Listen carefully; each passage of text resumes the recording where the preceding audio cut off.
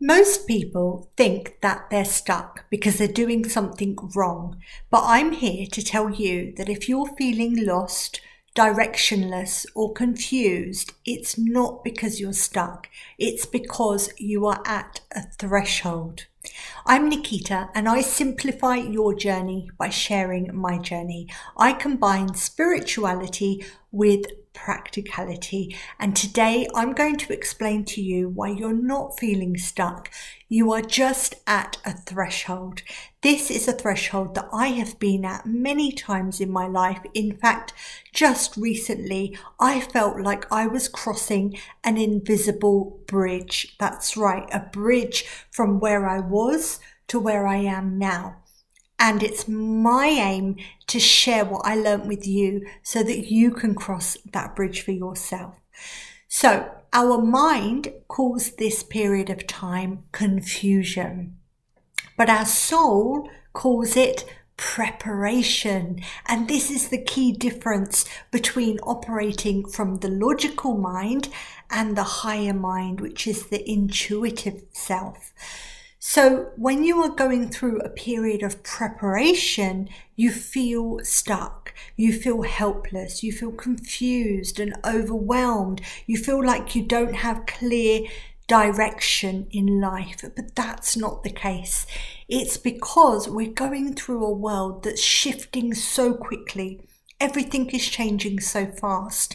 In fact, there are changes in all areas of life, from relationships to jobs to finances to environment to the weather, climate. Every single area seems to be getting increasingly out of our control. And that's why it's so important to dive deeply into who you are so that you know what you're here to bring to the world. Now, I mentioned at the beginning that you might be feeling stuck, and you might be mistaking this as feeling lost. But actually what's really happening is that you're outgrowing an old identity. What do I mean by that? We go through our lives with different stages where we focus on being parents at one stage, being students at another stage, being employees at another stage. And each stage carries with it a sense of identity. So identity is anything that you perceive yourself to be. So anything after the sentence I am is your sense of identity. So perhaps your job title could be project manager. So you would say, I am a project manager. In my case, I was a dance teacher, I was a yoga teacher, I was a Reiki healer, but these were just titles. And it's when I started feeling internally that I was outgrowing those titles, that's when I knew that it was time to move on. So when we go through these identity shifts, if we don't do them with guidance and with support, they can easily turn into an identity crisis. I've had so many clients come to me and say that they've gone through a big life change, like a transition, such as a divorce, a redundancy, a health diagnosis, and they say that they don't recognize who they are when they're on the other side. And that's because they went through the actual logical steps. So for example, the person having the divorce, they've gone through the actual paperwork, they've gone through the separation, they've gone through custody of the children, etc. But they haven't gone through the identity shift. So their identity, when they're on the other side, still associated with the previous version of themselves. Same with redundancy. People come to me and they say, I don't know who I am anymore. You know, my job title defined me and now I don't have a job and I'm feeling lost. I'm feeling stuck. And so it's because anything after I am is what defines us. And so what we want to do is be very careful about the identity and the roles that we give ourselves, because this is when we limit our potential. We start then getting into patterns like having too much responsibility, people pleasing, avoidance, emotional reactivity, the fear of being misunderstood, clinging on to what's familiar. That's a very common one. We cling on because we think that's all we know. That's our comfort zone. So many people say to me, I have been working in finance for so many years, or, marketing or IT. And actually, I know deep down that I've outgrown it. I know that there's more for my life, but I'm afraid. I don't know what else to do. I'm not sure of my next steps. And this is because we've conditioned ourselves to be associated to those titles. So what we need to do is recognize the pattern from which we're operating. So as you know, every problem in our life is not just a problem. It's a series of patterns that keep repeating, and they'll repeat again and again and again. Have you noticed how people will go into the same kind of relationships even though they know that they're not good for them? Or they'll have the same kind of jobs where they'll have confrontational boss or difficult colleagues. And that's no coincidence. What we do is we repeat patterns because we need to learn from them. This is what we call soul lessons, and it's my gift to help you to identify what your soul lessons are in this lifetime. I love helping people to really dissect what it is that they're here to learn. And for me, I see it so easily. So when somebody comes to me and says, this is my situation. For example, I want to get married, but my parents don't approve of my potential partner, that kind of thing. I can instantly see the message, the lesson that they are supposed to be learning. It might be a lesson of courage, for example. It might be a lesson of speaking up. Speaking their truth, so there's always a lesson to be learnt, but it requires you to go inwards and be able to understand yourself and have that level of awareness to be able to identify what it is. So I'm going to give you a few questions now that I'd like you to ponder on. I suggest that you get your journal out for this because these are the questions that have helped so many of my clients understand their patterns. So the first one, what situation keeps repeating in my life? I gave a few examples of relationships, jobs. What area of your life do you notice that the same patterns keep on repeating?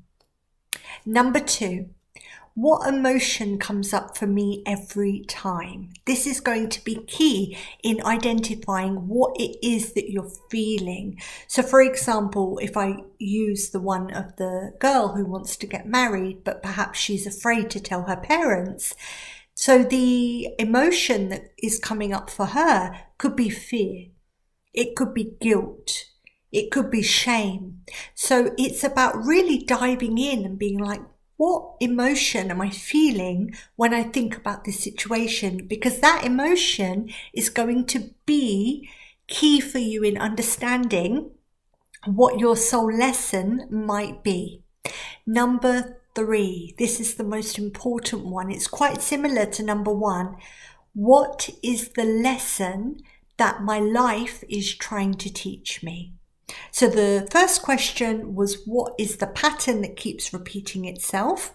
The second one was, what emotion keeps coming up for me as I think about this situation? And the third one is, what is the lesson that my life is trying to teach me? So I know that they're big questions and they do require you to go inwards. Remember, whenever you do any kind of journaling like this, always do it from your intuitive mind, your higher self. We don't want the logical mind to get involved in this, because all you're then going to end up with is information and theory, and you don't need more of that. Because it's when your lessons are learned, that's when the patterns will stop. And that's when you will really step into alignment with your true self. So if this video has resonated, reach out to me. I offer one-to-one soul lesson calls. And what this is where we sit down and I start to understand exactly what's going on in your life. So you share with me a few key areas where you notice that situations keep on repeating themselves or patterns keep reoccurring. And I will help you to dissect what the soul lesson might be. Now remember, a soul lesson is much more than a life lesson. It's something that your soul has brought into the world even before you were born. And if you don't learn it in this lifetime, you will need to be reborn in order to learn it in your next lifetime. That's why it's so important to be able to A, understand what your soul lesson is, and B, try to figure it out. Because I believe that being on earth is like being at school or university. It's about studying. It's about getting to know yourself. It's about remembering who you are. And remember that we've all come to earth with a set of soul lessons. And it's only when we heal ourselves and we learn those lessons, that's when we step into our path of purpose. Now, the word purpose is called dharma in Sanskrit. It's a beautiful word. And what it really means is your state of being. And when your state of being operates from its higher self, from its pure sovereign self, that's when you really become who you were destined to be, who you were born to be. Most of us are operating from karma, which is obligation, duty. It's about feeling like you have to do things. It's about commitment, responsibilities, obligation, all of those heavy things. Whereas dharma is operating from truth, it's operating from peace, from love. So it doesn't mean that you go through any different circumstances. We all as human beings will go through the same things. We'll go through relationship breakdowns, we'll go through financial issues, we'll go through problems in our home, problems with our children. The problems in the world are the same. They're all universal. What's different is the way you perceive them. Somebody operating from karma will be in their lower self. They will be looking at the problem as the problem, whereas somebody in their higher self operating from dharma will look at the problem and see a solution. So it's a simple reframe in the brain, but it's amazingly powerful.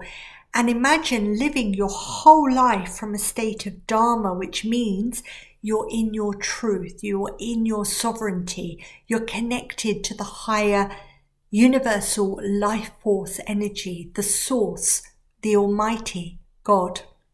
It's a beautiful state to being, and it's one that I'm very passionate about helping people like you to cross. And I say cross because I imagine it being as a bridge from karma to dharma, and we need to cross over. So we need to reprogram our minds, and we need to be able to open our energy channels so that we become a vessel for the divine. How does that sound?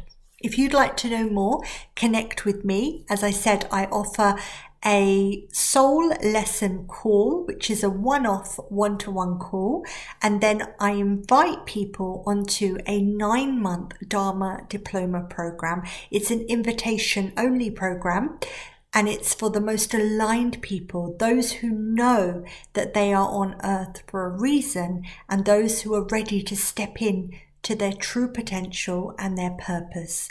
If you'd like more information, the link is below. Otherwise, I will see you in the next video. Namaste.